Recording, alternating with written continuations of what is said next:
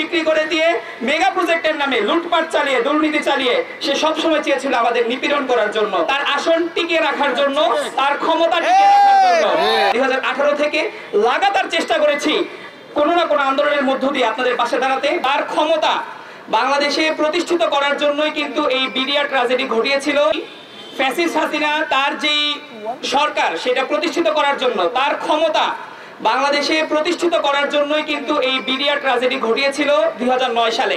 আমরা যদিও তখন অনেক ছোট ছিলাম, একই সূত্রে অনেকগুলো ট্র্যাজেডি গাথা ছিল।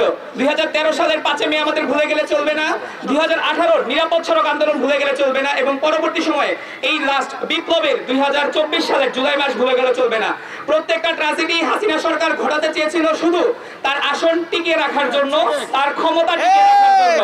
আমাদের দেশকে বিক্রি করে দিয়ে মেগা প্রজেক্টের নামে লুটপাট চালিয়ে দুর্নীতি চালিয়ে সে সবসময় চেয়েছিল আমাদের নিপীড়ন করার জন্য।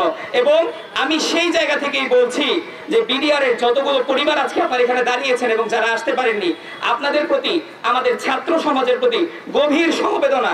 16 বছরেও আমরা হয়তো পারিনি আপনাদের পাশে দাঁড়াতে, তবে আমরা 2018 থেকে লাগাতার চেষ্টা করেছি কোনো না কোনো আন্দোলনের মধ্য দিয়ে আপনাদের পাশে দাঁড়াতে, বাক স্বাধীনতাকে ফিরিয়ে আনতে। এবং আলহামদুলিল্লাহ আপনাদের সকলের সহযোগিতায় আমরা 5 আগস্ট সেই বাক স্বাধীনতা ফিরে পেয়েছি। এবং আমরা আশাবাদী খুব শীঘ্রই আমাদের যে বিপ্লবী সরকার রয়েছেন তারা আমাদেরকে হতাশ করবেন না। আমরা আপনাদের সাথে একতা পোষণ করছি, সেই সাথে আমরা আশা করছি এবং আমরা আমাদের বিপ্লবী সরকারের কাছে দাবি জানাচ্ছি, আবদার করছি, আপনারা এই বিডিআর যেই হত্যা মামলা ছিল, এই বিডিআর এর যে মূল রহস্য ছিল তা উদ্ঘাটন করে জাতির সামনে হাজির করবেন। কিভাবে সেই বিডিআর বিদ্রোহ থেকে শুরু করে, সেই বিডিআর যে বিদ্রোহ বলা হয়েছিল, সেই বিডিআর ট্র্যাজেডি থেকে শুরু করে কিভাবে আয়নাঘর পর্যন্ত পৌঁছালো, এই সমস্ত কাহিনীগুলো আমরা যেন জাতি পরিষ্কারভাবে জানতে পারি, আমরা শিক্ষার্থীরা যেন সঠিক ইতিহাস জানতে পারি। 2075-এর মতো যেন, 1975-এর মতো যেন আমাদের ইতিহাসগুলো হারিয়ে না যায়, আমরা যেন সঠিক ইতিহাস জাতির সামনে তুলে ধরতে পারি, আমাদের ভবিষ্যৎ প্রজন্মের কাছে তুলে ধরতে পারি। এটা এখন সময়ের দাবি।